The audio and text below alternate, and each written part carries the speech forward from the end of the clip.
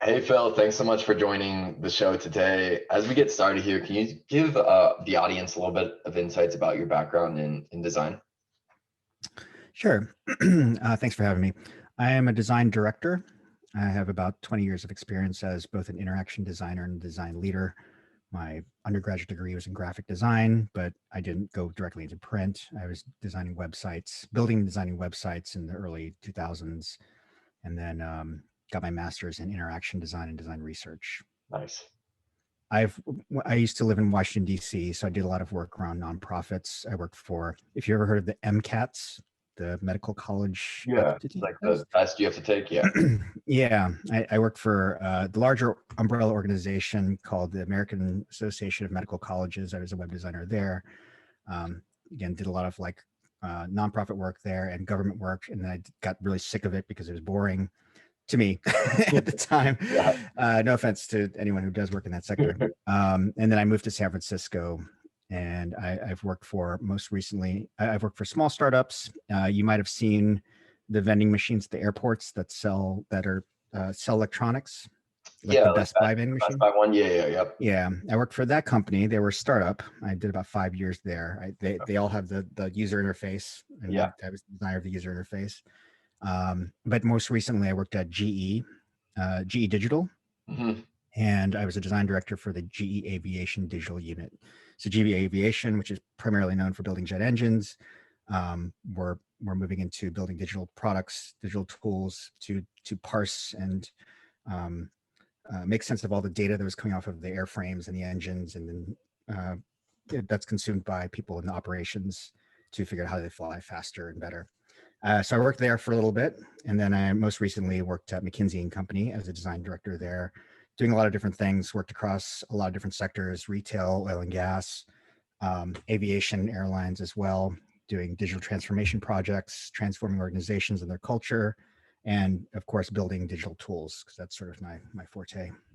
Okay, yeah, no, thanks so much for that description of the background. I think one of the insights that would be interesting is learning how you build, direct, manage an effective design team and keep those designers motivated and interested in collaborating. Yeah, I've built teams most of my career after I graduated from my undergrad and was doing web design. I had my own consultancy for a little bit, which was really just me and a couple of friends building websites for people. Right.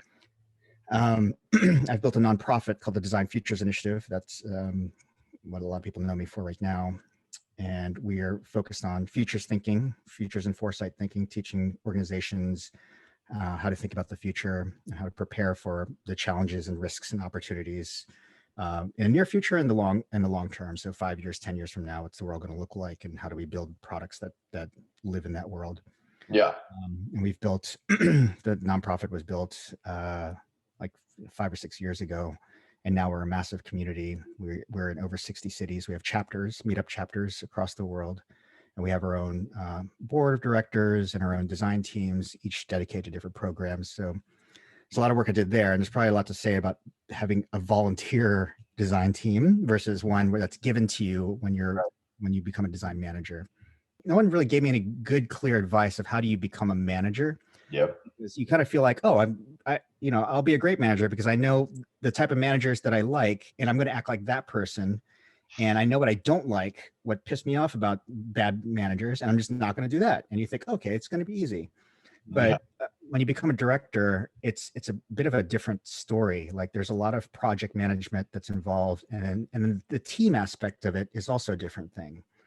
And you really have to have a rapport, both from like a resume perspective, um, and you also have to just build a rapport with your team to make sure that they respect you and that they want to be working for you. Because knowing what you're talking about is very important. Having the vocabulary, knowing the tools, all that stuff, so you build that trust. But also just being like being a very approachable and non-hierarchical person, human being, is really sort of the key to being a great people leader. Yeah. Because if you sort of kind of really uh, exploit the hierarchical part, that like, okay, you're working for me and you need to do what I do, and you're very aggressive and you're very prescriptive, people will leave your team. Yep. Absolutely. And but also there's the having a vision part is also important. Like you could be a great project manager, but having a vision and being clear about it and showing people that you do have a vision based on experience or based on like what you see is the future of this thing you're building together. Right. Being able to articulate that in a way that people will understand it and they believe it and they want to continue to rally and give their time even if they're volunteering is very, very important. Yep. Like I said, like if you want to really test your skill as a people leader, go create a volunteer organization and get a bunch of people to volunteer for you, and you'll really see if you're a good leader or not, if they're still around after the project is finished, or if Yeah. they want to come back after the project is finished. I agree. You need that North Star to keep people aligned and feel like they're moving towards something. And if without it, teams just dissolve. What's ahead from your perspective in our field in UX design and maybe in other fields of design? Well, I'm biased, so there's that disclaimer. Yeah. I've been sort of carrying the flag of futures design and thinking Yeah. for over 10 years now. I Yep. discovered this work through the lens of speculative design in grad school Hmm. and figured out that there's a real value to this in design strategy, that we can actually speculate on what's to come and use that as a way to provoke questions, but also be your North Star to build towards or away from if it's a negative, non-preferable future. Um, so as like design has evolved, we've become more specialized. You've got UI designers, UX designers, design strategists, design research strategists, all kinds of different Yeah. flavors. The strategy and the business strategy conversation has been evolving as well, as we've been invited to the table to actually have those conversations and lead Hmm. a product strategy, but now more so like a business design strategy. A business that actually is well invested in design thinking, has a product they really care about and wants to invest in the process. Now you're driving the business through the lens of or through that vehicle of the product. And so we have to start learning how to speak the language of business Yeah. and also start to think about what are some other tools that we can incorporate that allow us to think further on beyond just the immediate tomorrow, because just like we saw with COVID, many things can blindside us and Yeah. we're not prepared. And so I mean I truly believe that the toolkits that come within strategic foresight, speculative design, design futures, and you can Google all this stuff, but they're all different methodologies for thinking about the future, because we can't really predict the future. We never say futurist design futures never say predict. We just give you possibilities. But all we know is what we know today and in the past. So crafting that world of what's to come is based on what we see today. And designers are really well set up for that because we have such a robust research and user-centered toolkit, ethnography, and understanding people and all Yeah. that stuff. And I really believe that these other tools, these futures thinking tools, will be necessary for us to have that design conversation and be effective at it, whatever effective means, and design better products in the future that incorporate the big questions that we're seeing today around ethics and policies and inclusivity and a diverse set of users and have it researching and involving a diverse set of people to design these products. Um, and all of that is possible. I mean, you can do it with design thinking also, but there's a lot of really important, unique tools within the Futures Toolkit that allow you to shape that vision. And as you grow into leadership, being able to do that also, articulate it well, is a very important skill. Let's dive in one level deeper. I'm interested to hear what your take is on what's the next, not Figma and these other tools we use every day, but what's next in terms of technology for design that you see maybe coming down the pipeline? Yeah.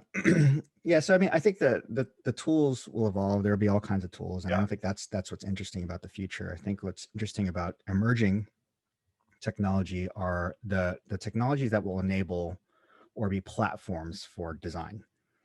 Um, such as like synthetic biology. So the fact that we can actually synthesize, meats or organs in the Yeah. lab, and basically anything that we want, we can 3D print.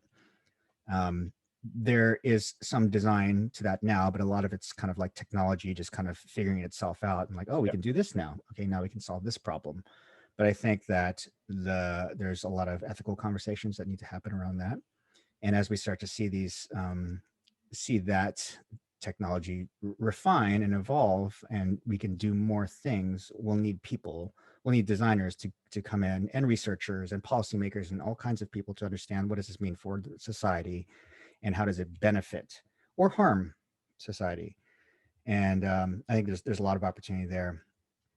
Um, we hear about quantum computing a little bit here Yeah. and there because it's still sort of an emerging field, technology, whatever you want to call it. Yeah.